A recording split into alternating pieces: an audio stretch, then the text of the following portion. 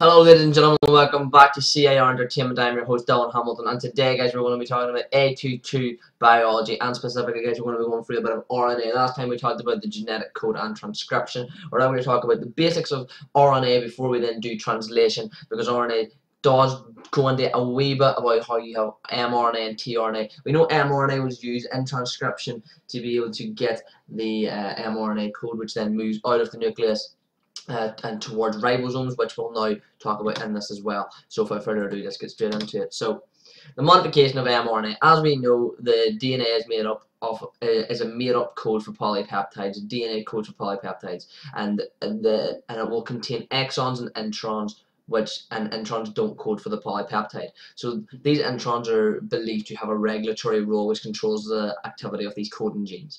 Now the introns can be turned on or off in coding genes, and the intron sections are usually cited within these coding exon sections. So that's a problem because the transcription has to deal with that by bypassing the introns or make a template DNA copy that the intron sections are subsequently removed off. Therefore you only have the exons.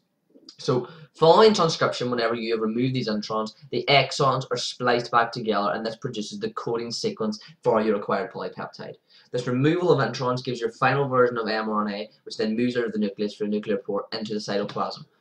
And then you have this thing called transfer RNA. Transfer RNA, or tRNA, is a small molecule that is single-stranded, which is twisted into a clover leaf, which has a sequence of 3 bases, which is called an anticodon. And an anticodon is just essentially a codon, only it has the opposite bases that are complementary. So if you have a codon, which is ATG, then your anticodon is going to be UAC,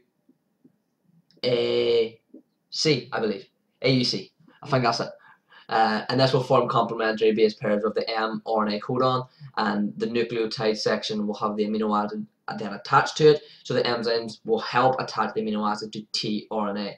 There'll be a different tRNA for each amino acid, and each type will attach to only one type of amino acid. So AAA is unique to that type of tRNA, for example. So the actual rule of it, then to break it down, is that it transports amino acids from the cytoplasm to ribosomes, and it ensures that each mRNA codon codes for an amino acid.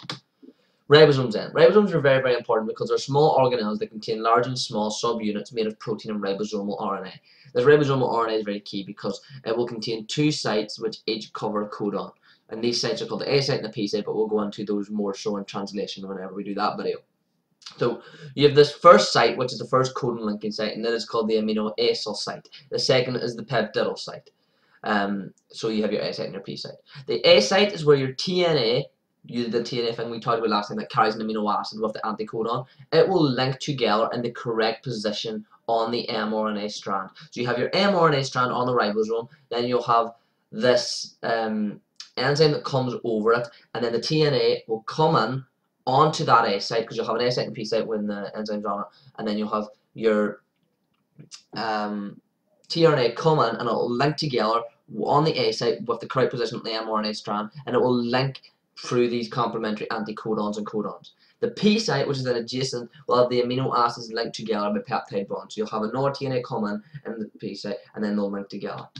So the comparison between mRNA and tRNA is that mRNA is larger than tRNA. The tRNA is clover shaped as opposed to the mRNA is single stranded. They both have ribose, they both have the bases AUGC, and they're both produced in the nucleus, and they're both found throughout the cell. I'm Dylan Hamilton from C.A.R. Entertainment, and I will see you next time.